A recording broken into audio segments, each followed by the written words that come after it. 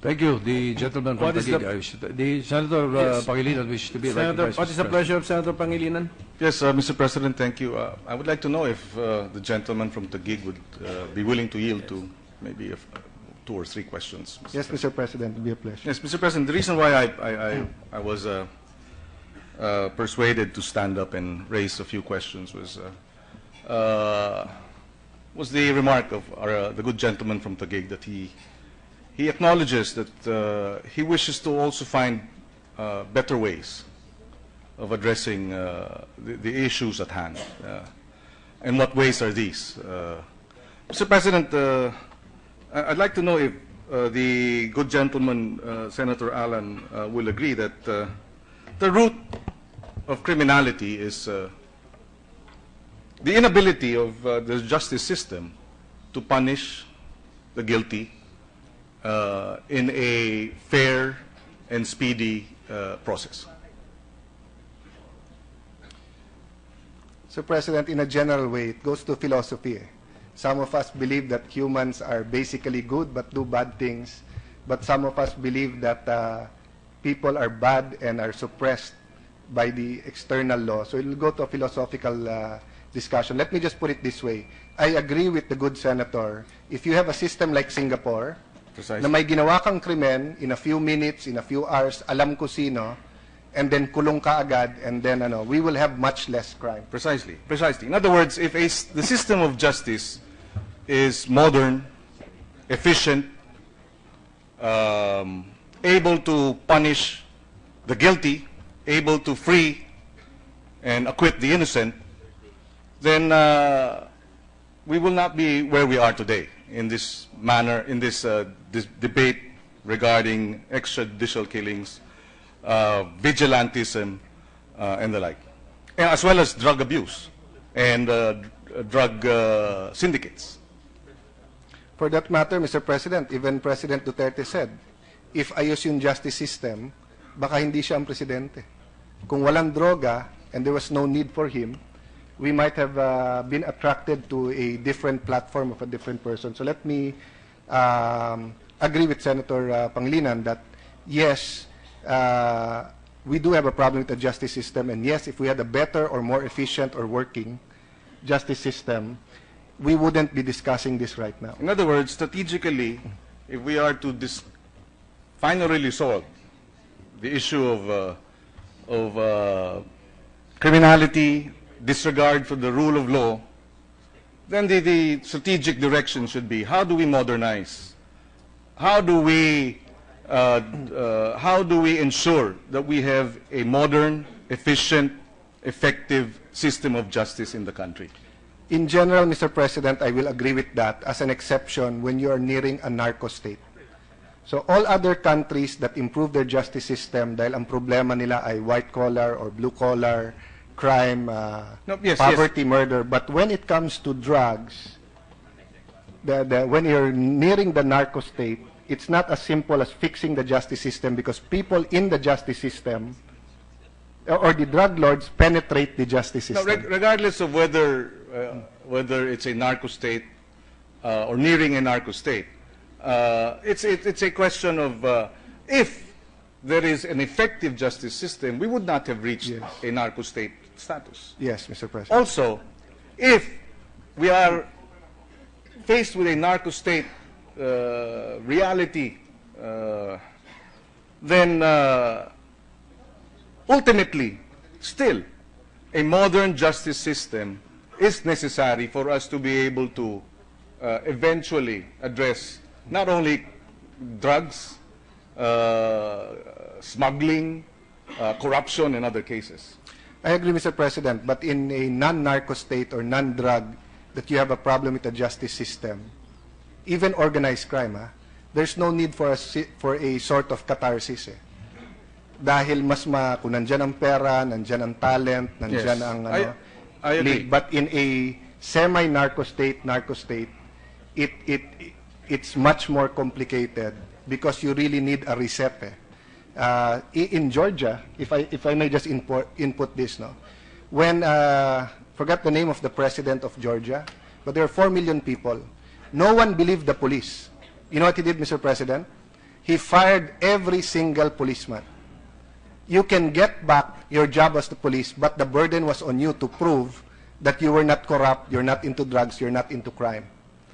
He gave them a few months. Sabi niya, in a few months, pag hindi nyo inayos, tanggal kayong lahat ng police.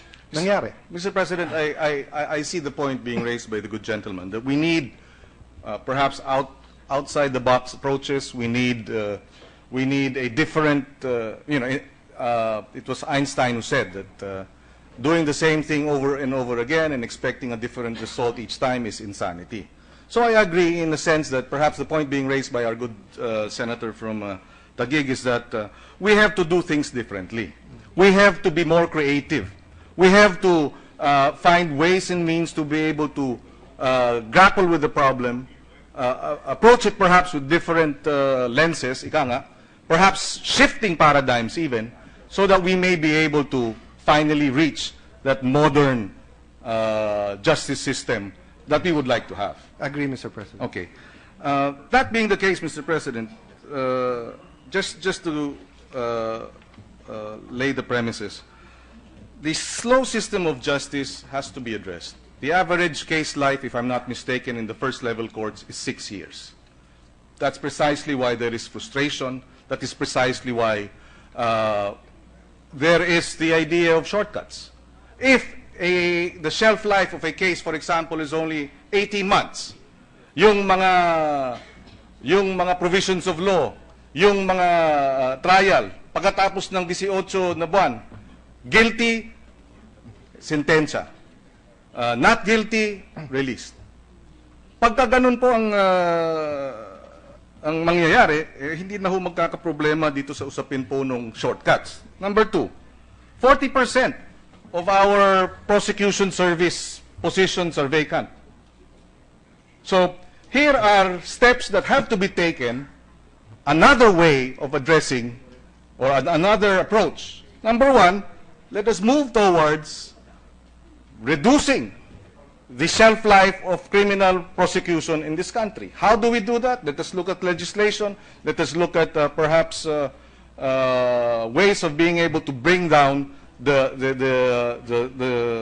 delay in the disposition of cases.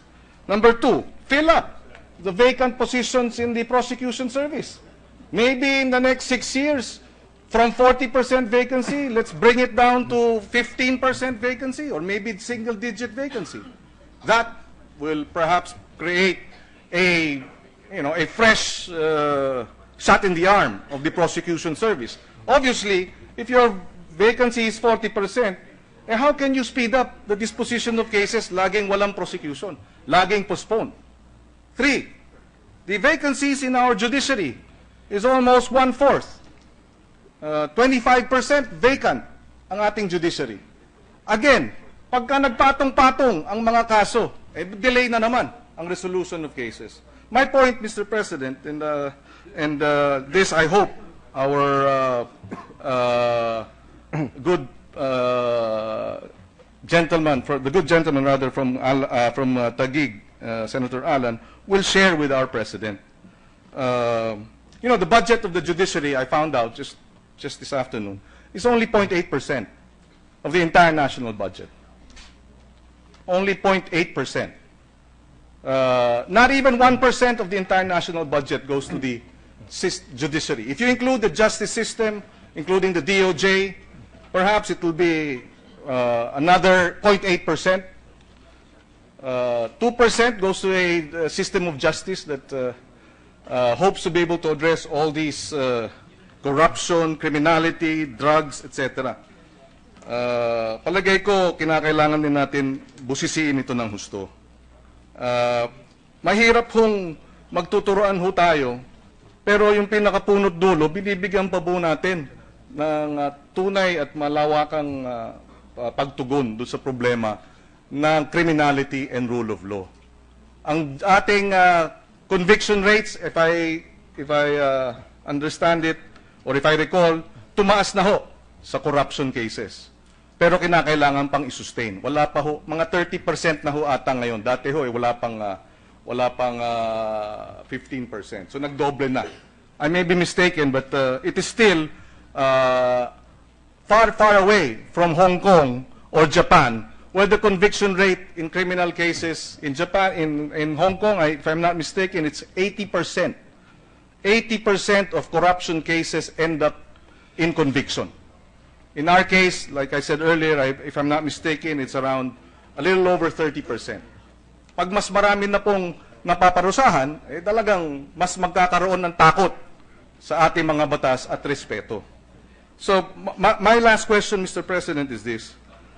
Are you familiar with the JELAC? The gentleman from Taguig. Yes, Is Mr. he? President, I think I was in the JBC with That is correct. Senator Pangilinan when he proposed that. And it is a good mechanism, and maybe he can explain it a little bit better since he was one of the prime movers for that. Yes, the JELAC is the Joint Judiciary Executive Legislative Advisory and Consultative Council. It was convened in 2007, if I'm not mistaken, or 2008, under President Arroyo, Speaker Prospero Nograles from Davao, Senate President Manny Villar, as well as Chief Justice Renato Puno. It had only met twice, Mr. President, but in the 2 times that it convened, the JELAC was able to make the necessary recommendations and approval of the budget of the judiciary reaching 1%. In other words, it was a 20% increase in budgetary support for the judiciary.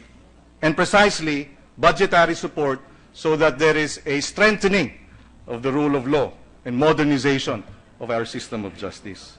I think strategically, if we address the vacancies in the prosecution service, if we address the vacancies in our justice system, in the judiciary, if we address the unacceptable average of 6 years in terms of a case life in the first level courts, and work in the next 6 years towards reducing all that, then we will have a system of justice that will be swift, efficient, that will punish the guilty, and that will acquit the innocent. And I think the shortcuts will be a thing of the past. And respect for the rule of law. Not out of fear, per se, but out of realizing and trust that the system of justice is finally working, and the guilty are finally punished, and the innocent will always have their day in court.